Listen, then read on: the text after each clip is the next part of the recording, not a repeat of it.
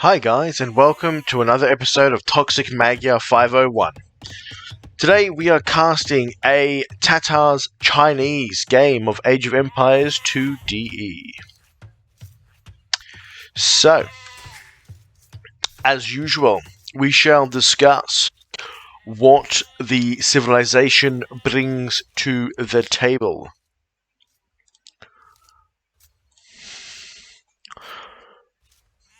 Now, we'll start with the Chinese player. So, this is actually a very exciting game. So, I have actually watched this one before, and to know there's going to be some fantastic action early on. And we're just going to go through the Civ bonuses very quickly, and just to give you a heads up with them. But before we do that, let's just watch what happens. For the next couple of seconds here. Oh!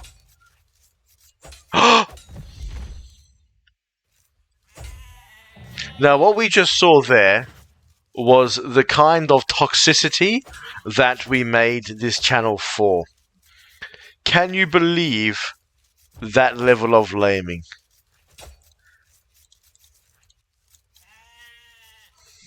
And off it goes.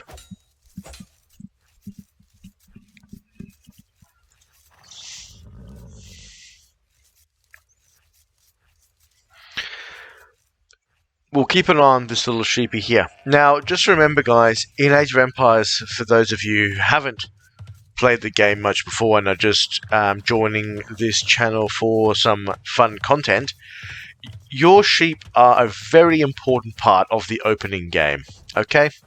So, with that loss of resources, we're just going to keep an eye on it here.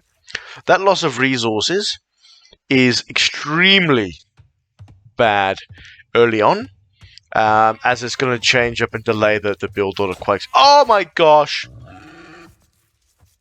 So here we've got a boer lame, or an attempted boer law.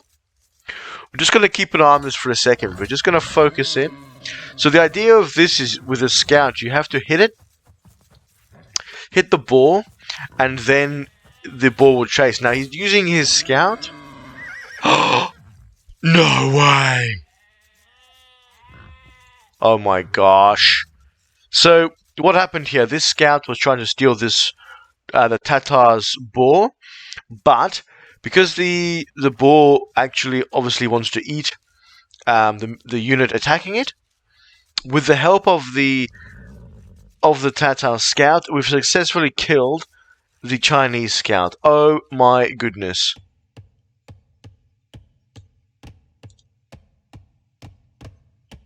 So this is a complete catastrophe.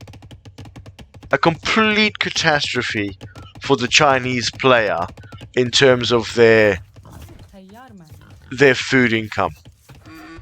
Now, we did discuss this was the sheep stolen from the Chinese player early on.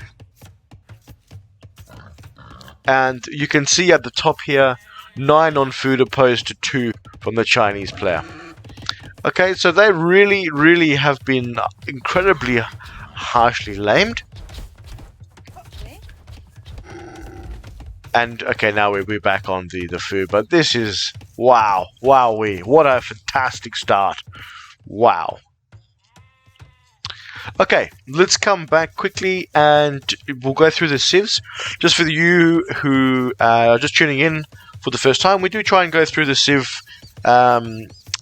sort of the unique technologies for each civ at the beginning of the game. Obviously, because we knew what this game was going to start like, we just had to be a little bit more patient. Okay, racing through it with the Chinese. So, firstly, Archer Civilization. Start with +3 villages, -50 wood, and -200 food to balance that out.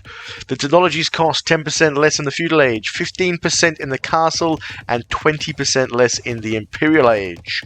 Town centers support an extra 10 population and +5 line of sight. So they have an extremely good line of sight, and this will be very useful in terms of seeing any sort of rush or enemies coming on you very quickly. Okay, so this scout's just wandering around up here. Now, continuing on, so we also get the Demolition Ship has plus 50 hit points for the Chinese player.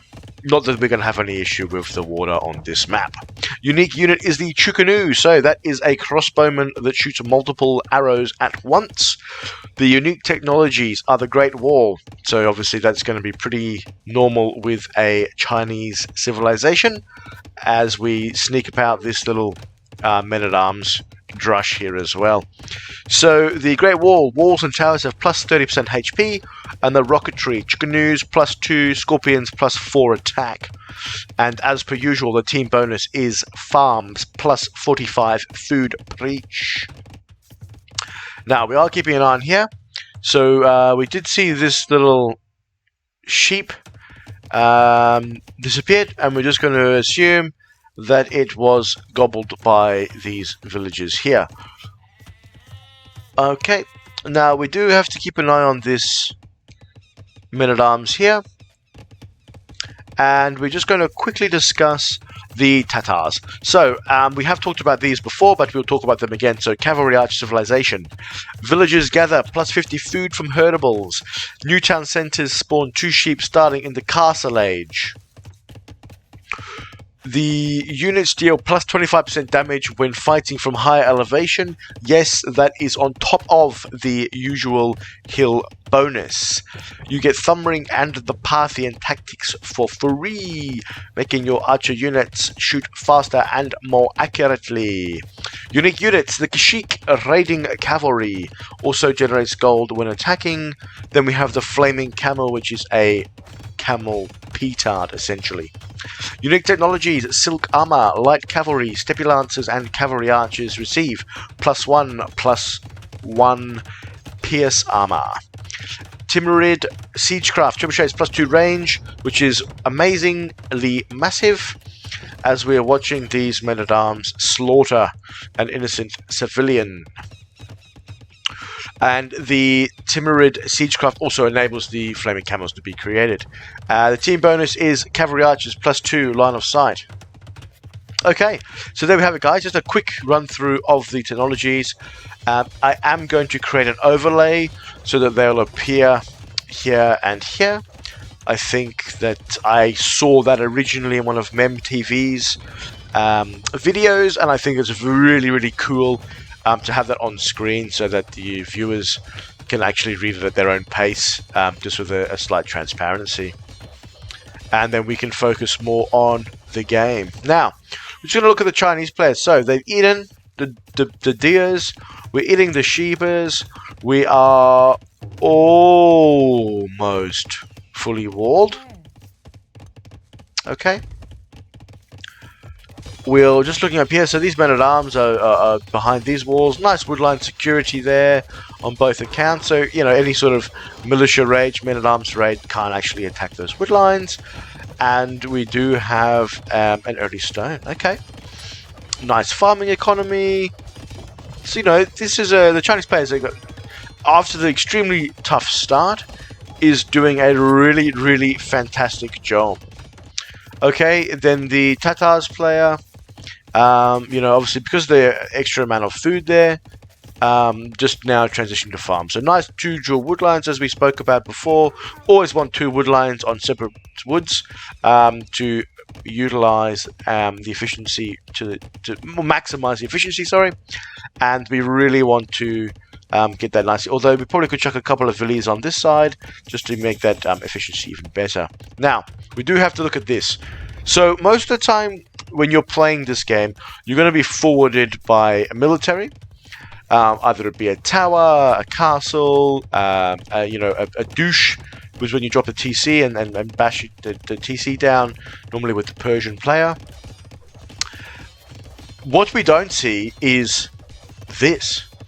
We have 4 villagers from the Tatar playing, after milling their own deers, advancing and milling the opposition deer.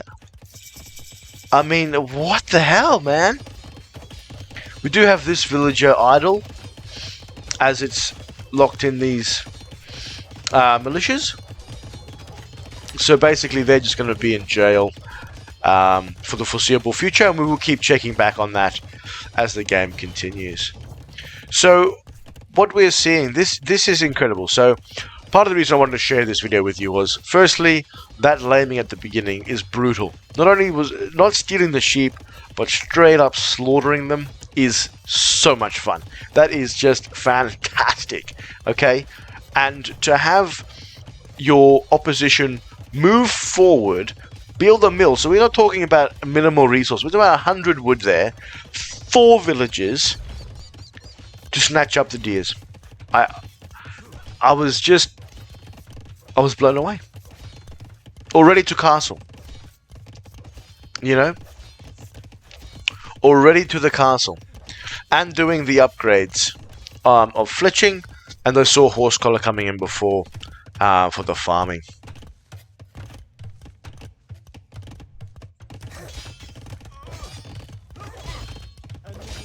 So we do have men-at-arms now. So they are going to be a lot better at trying to escape. But the important part is to really... This village is useless. Just repairing all the time. Okay. So we've got one player who's building units and upgrades for the archery range, which is a classic Tatar play, obviously being a cavalry civilization. The Chinese, I mean, at the moment, most people are suggesting the Chinese are the best #1 civ. That is entirely up for debate, different elos, you know, but if we're going for top players, top elos, then the argument at the moment is the Chinese. Okay, so what we have here is the deers are finished, and the villagers are going home.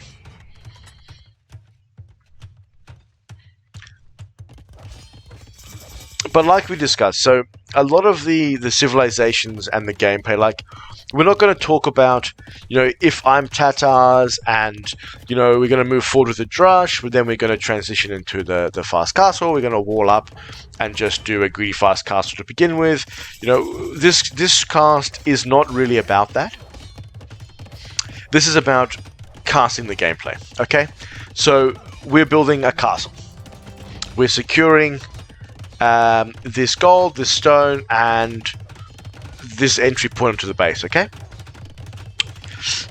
Is this a good castle? We're not here to discuss that. We're here to discuss what we're seeing as we're casting the game. So, we're seeing knights come into the field, and we're seeing the obviously the original scout, and then we're seeing the cavalry archers enter. Now, we do have to be mindful that we saw this guy before, and this was a hole. This is now being fixed. Okay, so we've got a forward siege workshop. We have a Chinese villager moving forward. So let's just see what we got. We've got a scorpion coming out. We've got a scorpion coming out. Okay, okay.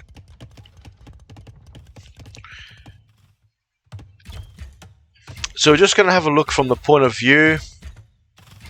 So the castle and the knights, obviously. We can still see these men-at-arms are being annoying. We do have an okay sort of scan on the map. Not perfect, but it's okay. Alright? And then we just want to check the other side. And that's fine there. So I'm not too sure why that was doing that, but anywho, we will come back to some of these difficulties with the program later on. We'll do some more practicing. Okay, so we have got forward cavalry archers trying to break into the base here. As we said, we have the forward siege and we have the scorpion out, and we have these villagers trying to sort of secure. Also on the front line, we have knights attacking the gate. And this gate has just fallen, okay? So we've got attackers at the front.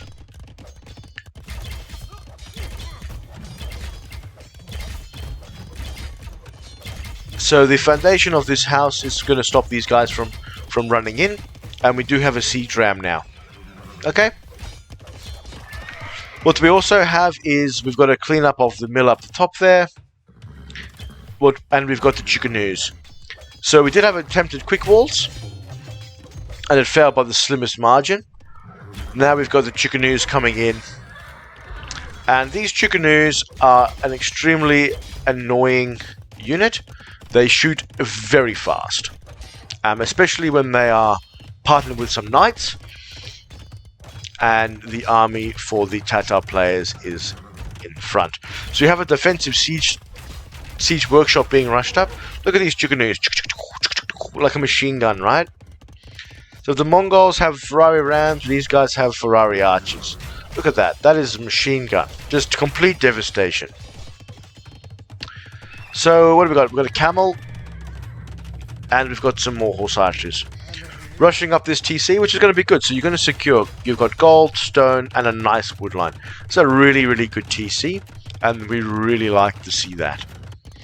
The Horse Archers are sort of idle here now. And we've got the Ram. Not sure what this Ram is doing. It's coming home to help. So sometimes you can use Rams to sort of soak up fire from archers. And allow your melee units to, or your own archers, melee units, to close the gap while the resistant to arrow fire Rams are sort of sucking those arrows in. The only problem with that is obviously, firstly, they're extremely slow. Quick walls have blocked them out, and for 3 or 4 Chickanews, which are now being gobbled by the TC, that Ram could be doing some forward pressure. Okay, but that's fine. Again, we're here to only analyze. So this TC now is this economy of the Tatars player now is a little bit idle, but we'll just keep idle until we've mopped up the Knights. The Chickanews obviously gone. The Knights are about to be dead, and then we will see the villagers pop out and continue on. Now these men-at-arms are still here, and that villager is still idle, which is great news for the Tatars player. When we're looking at the idle TCs, so while we have only 43 villages, 58 villages, this idle TC time needs to be booming. Need to get it pumping, but also when you're in the thick of battle and trying to remember to build units, defend your base, attack. We have knights in again. You have Chickanews on your wood line.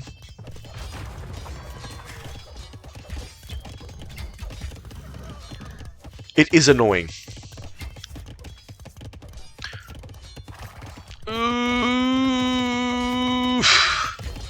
Knights killing villagers on the wood line. 2 down. Oof, 3 down. Oh, these Horse Archers, come on, you got to do something more than that.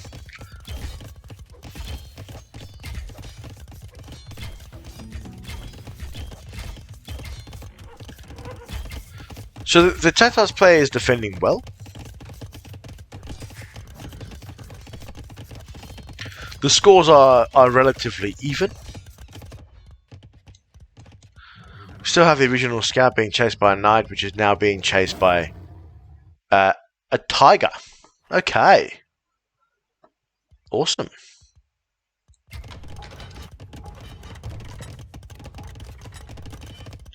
So now these Chickanews are heading back.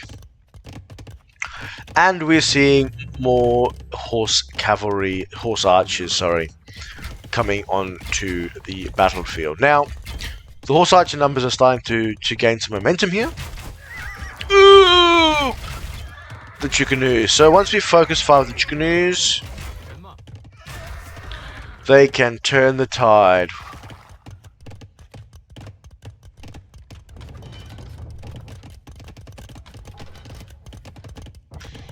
Oof. That is some serious mining. So the scouts managed to escape from the line, from the horse, the knight, and the tiger. I did not know there were tigers. That is so cool. Jaguars, wolves, all that sort of thing. Not aware of the Tigers. So Knights are in again. So they broke through on this house that was here, and they're wreaking havoc again. But the horse archers are coming out onto the field with a lot. There's a lot more now, and every time there's a couple die, a few extras come onto the field, and then we're seeing that pressure, the aggression defended very, very well.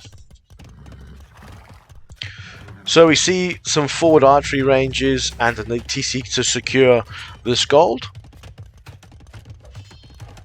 for our Chinese player here. So we did have a relatively good map, right? So 2 golds in the back, stone, and then you've got your weather gold out the front. And then you had stone at the back, stone at the front, gold at the back, and then 2 golds at the front. So this base was, the Tatar player's base was pretty shit compared to the Chinese player. Oh yeah, there's the second stone there. Okay. So the horse archers can't really move out here. They can't afford to, because we've got the knights and the chickanews coming back and forth each time and putting on some serious pressure. So Eco K to deaths, kills to deaths. The Tatars have lost 15 Villiers, and then obviously the Chinese players only lost 2. So the Chinese player, considering the disgusting, the toxicity of the early laming, is doing a fantastic job. Really, really doing a great job. And the Tatar now has a knight, and that original scout, that is getting serious value. He needs a medal.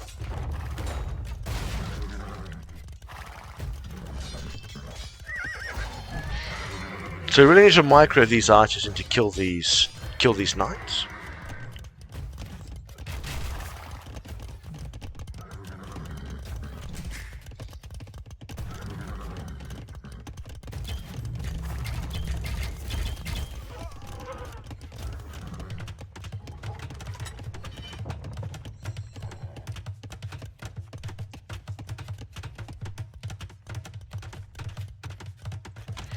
So you're getting some attack upgrades for the knights now too. We do have the extra TCs. So we're on A5 TC boom. So the Chinese player 94 Vils and the Tatar player 65. So obviously a lot of consistent pressure. And it's really starting to show the Chinese player, now that it's got to the boom town. You know, there's a lot of villages. Okay, half of the economy is idle, but that's okay, because the economy is there to be idled, right? You've got nice castles defending, you've got a lot of TCs building, you know, you've got a nice, reasonable army now, with reasonable upgrades. You've got some skirmishes coming in, so, as we talked about, again, skirmishes, a nice counter to the horse archers. And every time these horse archers leave, these knights do a little pokey poke. And although they'll jump into TC here, we've got a monkus on the board. So the TCs are killing these knights. Oh my gosh. And the horse archers are doing a fantastic job. The monks are doing a fantastic job. This cavalry archers in the wood line there. Oh, slaughtering.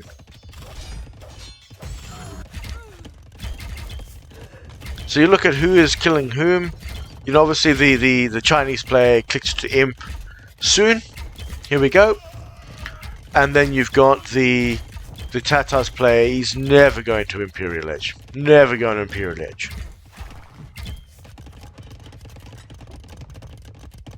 We did miss the men-at-arms before. They did eventually break out, and they were killed by the TC. So we've got a forward castle here. So this castle is good. It's obviously on the hill, right? So we like on the hill because it does give you that bonus attack. However, this particular occasion, when you're pressing an opponent and you know the opponent is in your base, with his army and not much at home. Although, you know, you've done a fantastic job of cleaning up and still running around killing the economy of your opponent.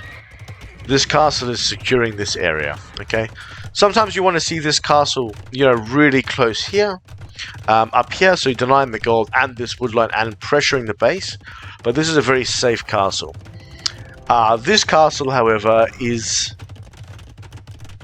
again, we're casting, we're not judging, wasteful. So the horse archers we've mopped up in the base here. We do have more being built here. And the Chinese player is 35 seconds away from Imperial Age. So getting the light cavalry upgrade, getting the heavy plow upgrade. The military is 26 to 8. And we're seeing quite a difference in the score now as well. So just because you're lame, just remember, just because you're lame in a game does not mean that you can go on to dominate. It takes a lot of time, and it's very difficult to multitask while you're doing those sort of shenanigans. And remembering too the pressure we've got here. So we've got 3 siege workshops. So 2 we could deal with, not 3. Not 3. And we're seeing the Great Wall of China coming in. I really wish we could have seen stone walls halfway across the map with the castles on it. Would be fantastic.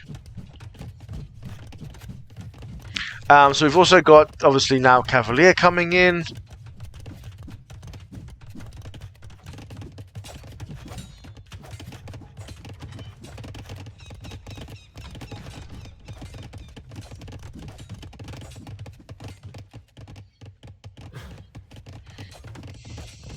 And some more of the horse upgrade. So now that the Tatar player knows the castles are here, we're going to dive anyway. And where are we diving to? Oh, it's merciless. Absolutely merciless. So half of the army has died running past the castles, and there's a second layer of walls. Oh my. Oh, and there's a third castle, sending all of these horse archers straight to the 10th layer of the hell. Okay, so we got one sneaky cavalry through, right? And that concludes this game. So, although we had a very disgusting lame at the beginning by the Tatar player, and then the cheeky forward mill, which was extremely fun to watch. The Chinese player, I mean, you guys, you can all see the power, right? Those technology bonuses, the chicken news with the knights early on, and that's that forward castle coming in as well with the trebs out. Just snowball. Alright guys, well, thanks again for tuning into another episode of Toxic Magyar 501. We will look forward to seeing you on another episode. Ciao for now. Magyar out.